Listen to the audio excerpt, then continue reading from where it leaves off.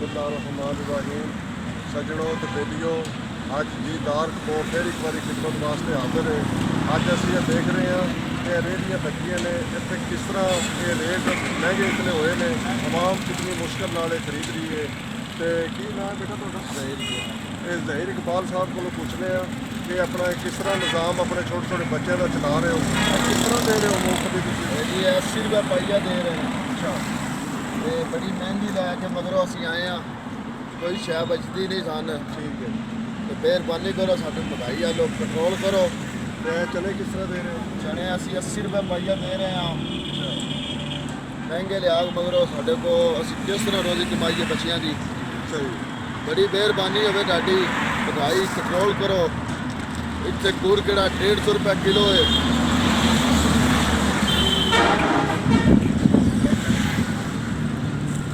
कूड़े 150 रुपये किलो है। मेहरबानी करो, कोई महंगाई हाल कंट्रोल करो।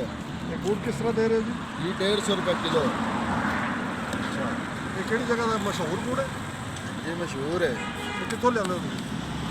9 बाग तो नौ बाग तो? जी अच्छा, उधर मशहूर है। मशहूर है जी।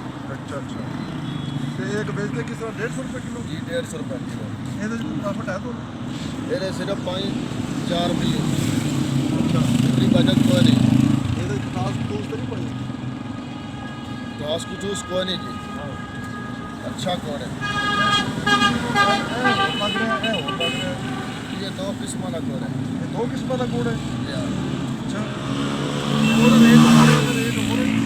एक रेट ही देते हैं। ਹਾਂ, एक ही रेट दे रहे हैं। ਯਾਰ ਇੱਕੋ ਹੀ ਹੈ ये एक ही है, ਦੋਵੇਂ ਪਾਸੇ। सिर्फ रंग बदली है थोड़ा। ਤੇ ਉਹ ਜਿਹੜਾ ਤੁਹਾਡੇ ਕੋਲ ਇੱਧਰ ਆਓ ਜੀ,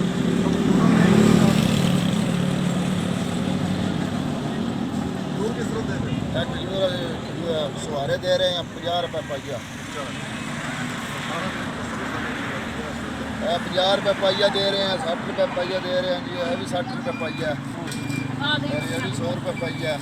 अच्छा, लोग 50 रुपये, खजूर है कड़ी 70 रुपये पाइया है। ਤੇ ਇਹ ਮੂੰਗਫਲੀ ਕਿਸ ਤਰ੍ਹਾਂ ਦੇ ਰਹੇ ਹੋ? ये 80 रुपये पाइया दे रहे हैं। ਅੱਛਾ, ਇਹਦੇ ਵਿੱਚ ਤੁਹਾਨੂੰ ਕੋਈ ਦਿਹਾੜੀ ਬਣਦਾ?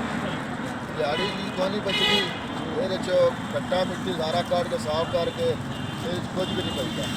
ਅੱਛਾ, ਤੇ ਸਵੇਰ ਤੋਂ ਲੈ ਕੇ ਕਿੰਨੇ ਵਜੇ ਦਿਓ ਤੁਸੀਂ ਇਹਨੂੰ? दियो ਤੇ ਕਿੰਨੇ ਵਜੇ ਤੋਂ ਲੈ ਕੇ ਕਿੰਨੇ ਵਜੇ ਤੱਕ ਲਾਉਂਦੇ ਹੋ? ये हम खोली है शामा तक, रात 11 बजे ਰਾਤੀ 11 ਵਜੇ ਤੱਕ ਕੋਈ ਦਿਹਾੜੀ ਖਾਣ ਪੜ ਜਾਂਦਾ? जी। बच्चियां वास्ते बढ़ जाता थोड़ा बहुत। ਨਾਜ਼ਰੀਨ, ਗੌਰਮੈਂਟ ਨੂੰ ਚਾਹੀਦਾ ਹੈ ਇਸ ਵਾਸਤੇ ਥੋੜਾ ਜਿਹਾ ਰਿਲੀਫ ਦੇਵੇ ਆਵਾਮ ਨੂੰ। ਮਿਹਰਬਾਨੀ ਕਰਕੇ, ਮਹਿੰਗਾਈ ਇਤਨੀ ਹੈ। ਇਹ ਵੇਖੋ ਬੱਚਾ ਹੈ, ਇਹ ਸਵੇਰੇ 8 ਵਜੇ ਤੋਂ ਲੈ ਕੇ ਰਾਤੀ 11 ਵਜੇ ਤੱਕ ਡਿਊਟੀ ਕਰ ਰਿਹਾ ਹੈ। ਤੇ ਕੀ ਇਹਦੇ 500-700 ਰੁਪਏ ਨੂੰ ਬਚ ਜਾਏਗਾ? ਇਤਨੀ ਇਹ ਗੁਜ਼ਾਰਾ ਹੁੰਦਾ ਹੈ। ਤਾਂ ਸਾਹਿਬ ਜ਼ਰਾ ਮਹਿੰਗਾਈ ਦੇ ਮੁਸੀਬਤ ਕੰਟਰੋਲ ਕਰੋ ਹੈ ਜੀ। ਥੋੜਾ ਜਿਹਾ ਕੋਈ ਤਰਸ ਕਰੋ ਕਿ ਬੱਚਿਆਂ ਦੇ ਉੱਤੇ ਨਜ਼ਰਸਾਨੀ ਕਰੋ। ਇਹ ਹਰ ਚੀਜ਼ ਦੇ ਉੱਤੇ ਮਹਿੰਗਾਈ ਇਤਨੀ ਕਰੀ ਹੈ ਤੇ ਆਵਾਮ ਬੜੀ ਪਰੇਸ਼ਾਨ ਹੈ। ਇਸ ਨੂੰ ਖੁਸ਼ਹਾਲ ਕਰਨ ਵਾਸਤੇ ਇਸ ਦੇ ਨਾਲ ਹੀ ਅਸੀਂ ਤੁਹਾਡੇ ਕੋਲੋਂ ਇਜਾਜ਼ਤ ਲਵਾਂਗੇ। ਦੀਦਾਰ ਕਪੂਰ ਨੂੰ ਇਜਾਜ਼ਤ ਦਿਓ। ਓਕੇ, ਅੱਲਾਹ ਹਾਫਿਜ਼।